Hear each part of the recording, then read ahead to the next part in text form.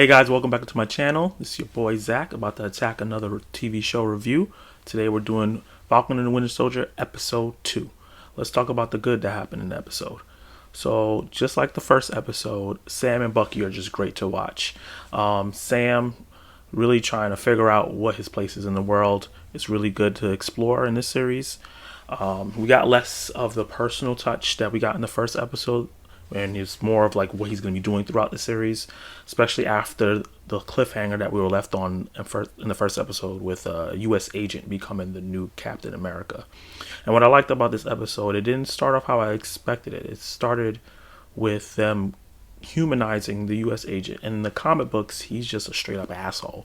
But I see like he's going to start off as like this person that wants to do the right thing. He has a good well-being, but he's gonna slowly come into like power. He started abusing it already in this episode, and I see the friction between him, Sam, and Bucky, and I think that's a great dynamic that they're gonna have throughout the series until somehow, hopefully, Sam reclaims the shield.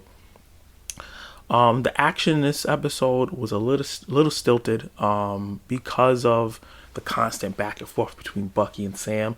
They kind of dragged it out a bit this episode. Well, it's the first time they're interacting that much, but it's they need to cut that back a little bit. Give us more of the story. Give us more of what's going on with the villains.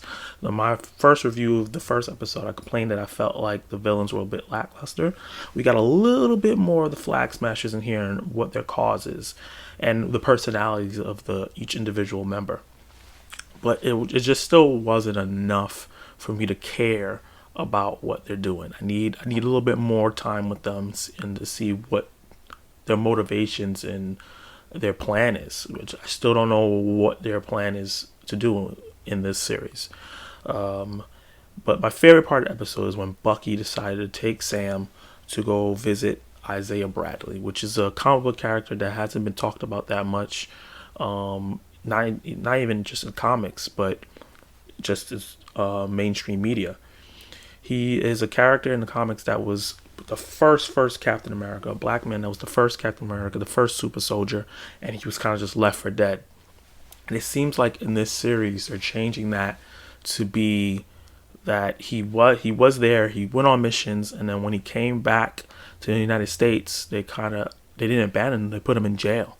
And I noticed that they are leaning into the race factor here even more. It was a little subtle in the first episode with the bank scene, but even more here, it was with him talking to the little kid about him calling him Black Falcon, and he was like, well, why am I Black Falcon? Because I'm black? He's like, yeah. He's like, well, is your name Black Kid because you're black and you're kid? It was just a really good commentary on like not only just how people name or describe black heroes, Black Panther, and then they made Black Canary black, and then it's for some reason they had like Black Falcon. It's always adding their ethnicity to their hero name, which is unnecessary. So I like that they made some commentary on that, and then the intense discussion between Bucky and Isaiah Bradley about him trying to find out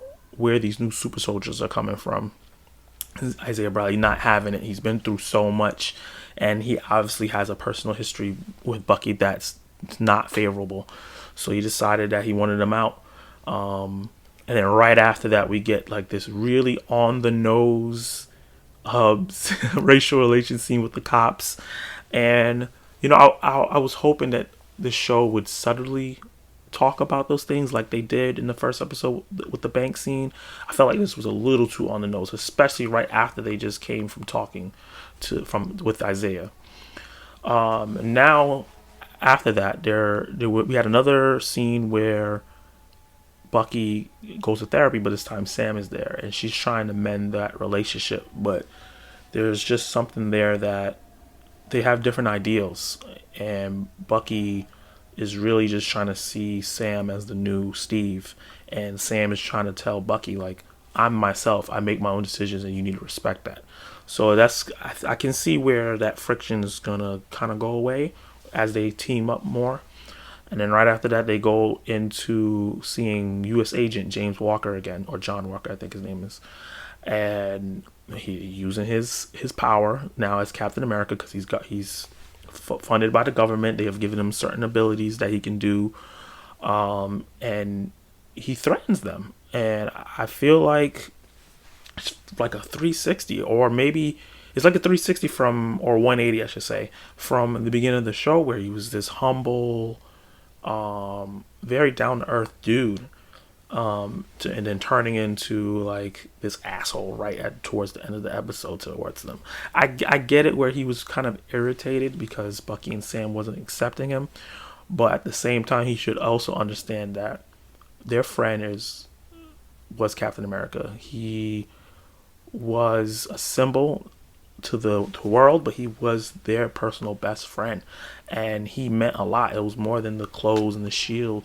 It was the man, and it's not right that they just pick some random dude without talking to Sam at all, who's the one that was anointed the next Captain America, about doing that. He thought when he was giving up the shield, he was going to be keeping it away in the museum to be respected, not to be handed off right off and to being, Steve Rogers being disrespected like that. So I'm really excited to see where this series moves forward. I think it was funny how they had Sam and Bucky together, and then they had U.S. Agent, who's the new Captain America, and his partner, Battle Scar, and it felt so forced. It felt like how they were like, oh well, Steve Rogers Captain America had Falcon, this black superhero, next to him as his sidekick, so we need to make sure that this guy has one as well, so everybody feels comfortable, and it's like, oh, he's definitely stepping right into Steve Rogers' shoes.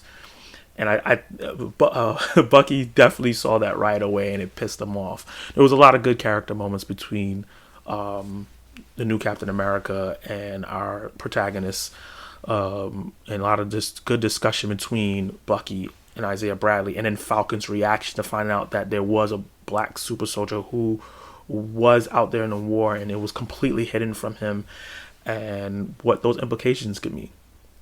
Yeah. Let me know what you guys in the comments think about episode 2 of Falcon and Winter Soldier. Where do you think it's going to go? Please share this with your friends so that we can continue the discussion. Like, subscribe, hit the notification bell so you can see my next video. And be positive and keep being nice to everybody.